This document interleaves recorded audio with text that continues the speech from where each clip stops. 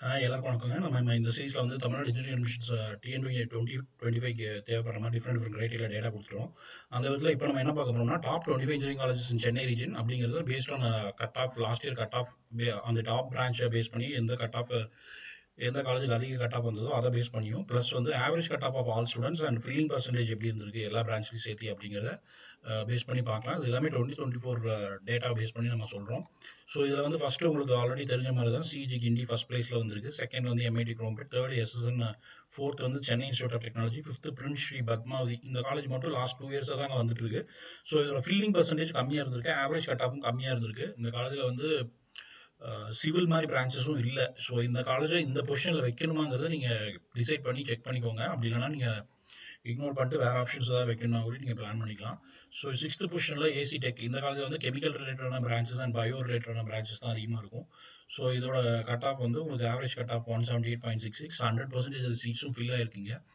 அதுக்கப்புறம் பிரின்ஸ்லேயே இன்னொரு காலேஜ் உங்களுக்கு 7th பொசிஷனில் இருக்குது. இதுவும் வந்து 84% தான் சீட் ஃபில் ஆகிருக்கு, ஆவரேஜ் கட் ஆஃபும் கம்மியாக தான் இருக்குது.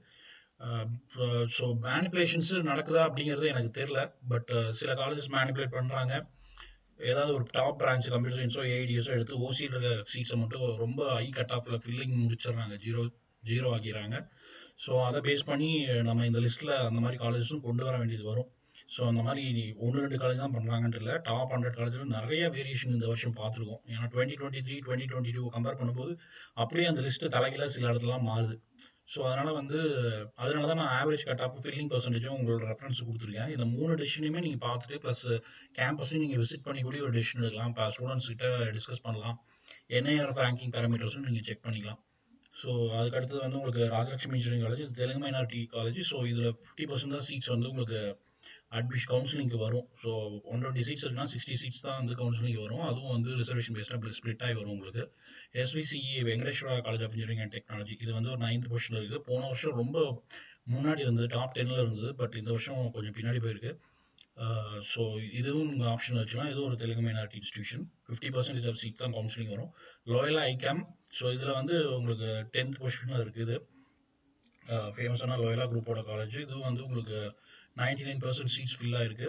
மெக்கானிக்கல் வரைக்கும் இந்த காலேஜில் பிரான்ச்சஸ் இருக்குது.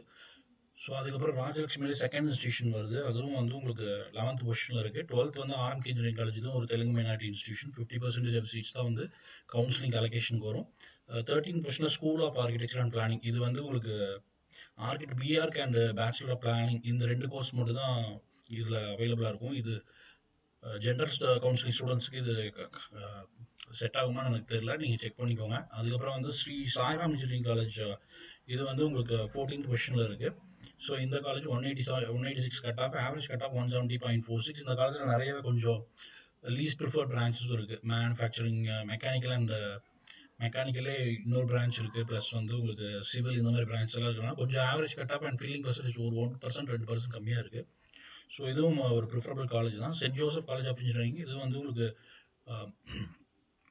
அடுத்த பொசிஷனில் இருக்குது. இது வந்து 195 average, last year CS cut ஆஃபும் ஆவரேஜ் கட் ஆஃப் 168.96 இருந்திருக்கு.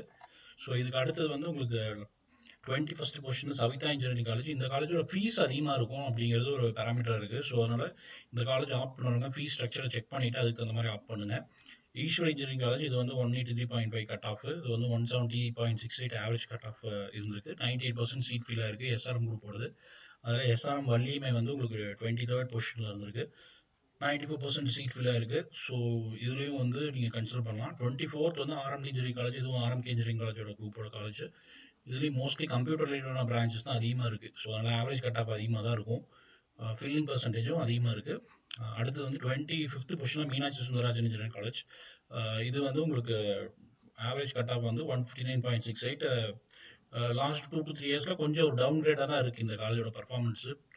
மேபி மற்றவங்க பண்ணுற மாதிரி உங்களால் ஸ்டூடெண்ட்ஸை இன்ஃப்ளோவை முன்னாடியே பிளான் பண்ணி கவுன்சிலிங்லே இன்ஃப்ளோவை இன்க்ரீஸ் பண்ணுறதுக்கு அவங்க எதுவும் பெருசாக எதுவும் பண்ணுறதில்ல போல இருக்குது.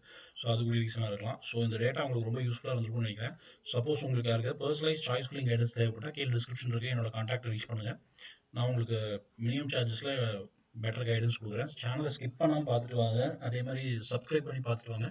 இன்னும் நிறைய வீடியோஸ் உங்களுக்கு ரவுண்ட் 3 வரைக்கும் நான் தரேன். தேங்க்யூ.